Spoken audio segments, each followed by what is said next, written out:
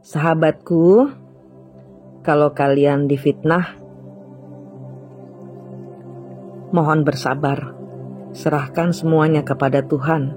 Ingat, tujuan dari orang-orang yang memfitnahmu adalah untuk menghancurkan mentalmu, untuk membunuh karaktermu, untuk membuatmu jatuh tak berdaya.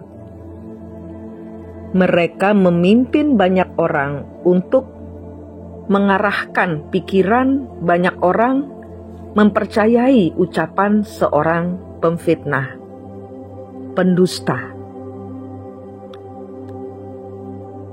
Kita harus sabar, ya.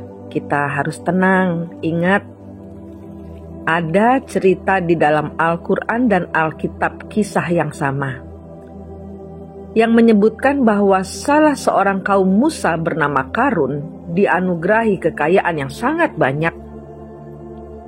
Saat sebagian orang memperingatkannya agar jangan terlalu sombong, kemudian Karun membalas, "Aku dikaruniai semua kekayaan ini karena aku tahu ilmunya, karena aku bisa."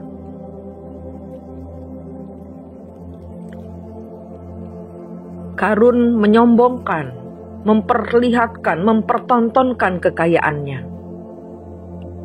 Mereka yang cenderung pada duniawi jadi iri dan ingin seperti Karun. Tapi orang-orang saleh justru membenci yang dilakukan Karun. Allah kemudian membenamkan Karun dan rumahnya dan seluruh harta bendanya tertelan ke dalam bumi. Para ulama menambahkan bahwa Karun memiliki suara yang merdu saat membaca Taurat, tapi dia termasuk orang munafik seperti Samiri. Karun membayar seorang wanita pelacur untuk mengatakan di depan khalayak bahwa Musa telah melakukan perbuatan senonoh terhadap pelacur ini. Musa kemudian mendatangi wanita tersebut dan akhirnya wanita ini mengaku, "Aku disuruh Karun untuk melakukan fitnahan ini." Musa lalu berdoa untuk Karun. Kisah Karun ini sama dengan kisah Korah di dalam Alkitab. Jadi di sini ada kesamaan. Ada pemfitnah di dalam cerita kehidupan Nabi Musa. Nah, kalau orang sebesar Nabi Musa saja difitnah, kita sudah tahu, sudah jelas. Karun dan Koras punya insecure terhadap Musa yang tidak punya apa-apa tapi disayang Tuhan. Punya rasa tidak percaya diri karena ternyata Musa lebih bercahaya hatinya, lebih mulia hidupnya, lebih dipakai Tuhan kehidupannya. Ada sumber keirian, apa yang dia punya tidak diterima Tuhan, sehingga di sini ada peperangan agar Musa dibenci oleh orang-orang yang mempercayai Tuhan.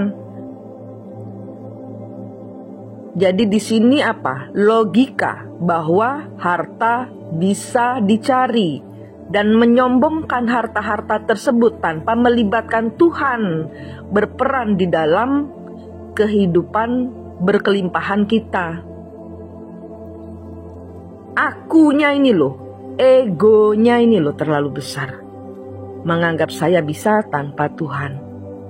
Sehingga saat Tuhan membuka bumi, menenggelamkan Karun dan atau Korah ke dalam bumi, habislah sudah.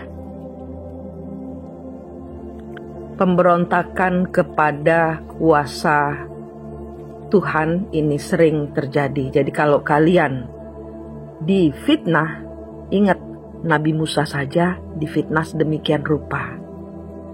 Mungkin kalian mengandung pengikut Nabi Musa.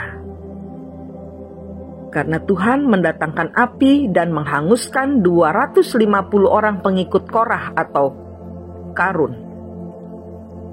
Setelah tanahnya Karun atau Korah terbelah, menelan Korah dan Karun di dalamnya dan segala harta bendanya, pengikut-pengikutnya pun dihanguskan oleh Tuhan.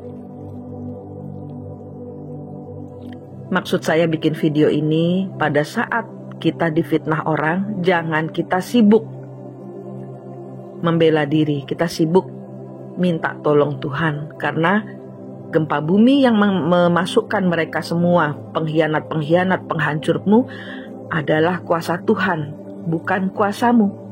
Kalau kita yang membalas, kemampuan kita seberapa sih? Tapi kalau Tuhan sudah menyatakan akan berperang untukmu, musuh akan terbirit-birit meninggalkanmu.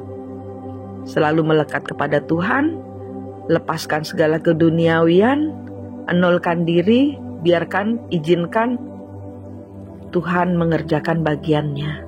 Engkau hanya perlu enol di depan Tuhan. Karena kita ini bukan siapa-siapa. Kita bukan apa-apa. Kita hanya makhluk lemah tak berdaya tanpa kasih sayang Tuhan.